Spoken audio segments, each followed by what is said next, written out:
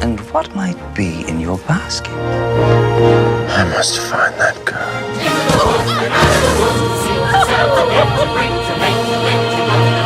All will come to a happy end. Not always. The film adaptation of a Stephen Sondheim musical follows the lives of the characters of the classic fairy tales, including Jack from Jack and the Beanstalk, Cinderella, Red Riding Hood, Rapunzel, and the baker and his wife, as they encounter magic and danger. First, it's the story of how the characters above each contain an ingredient in order to break a curse that was put upon the baker and his wife by a witch played by Meryl Streep. And then the second story follows a giant that is terrorizing the village. The Broadway play was highly successful, so it's easy to see why a film version of the story was possible. Thank you, director of Chicago, Rob Marshall. You have successfully made the musical a fun experience. The performances were, for the most part, decent. We have Meryl Streep, Chris Pine as the Prince Charming, Johnny Depp as the wolf who has 5 minutes of screen time, Emily Blunt as the baker's wife, and Daniel Huttonstone, Gavin Roach from the film version of Les Miserables, as Jack, were good on their own.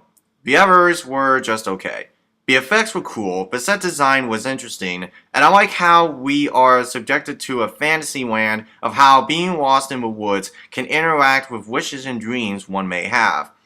It's also one of those films you need to see more than once because let me tell you, there's a lot to keep up with in this film. Let's talk about the main highlight, the musical numbers. Being a stage-to-film adaptation and how it's a Stephen Sondheim musical, one would expect the songs to pop and stick out. In this case, being my first exposure to the musical, I like where Sondheim was going with songs. Every one of them hit the mark very well, and I didn't hate a single number.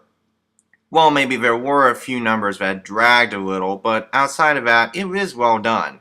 Some of the actors hit their note fine, others were just so-so.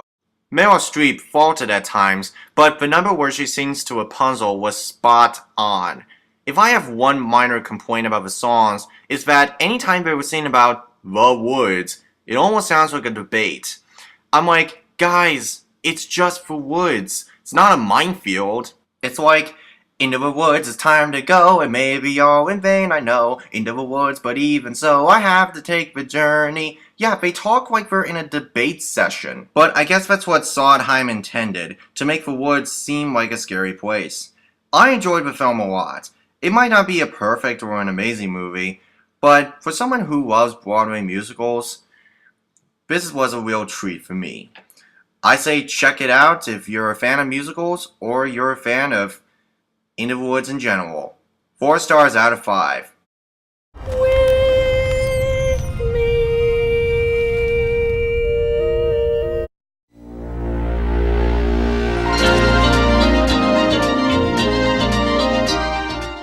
This has been a Moviedudeinc review, saving you from bad movies, one movie at a time.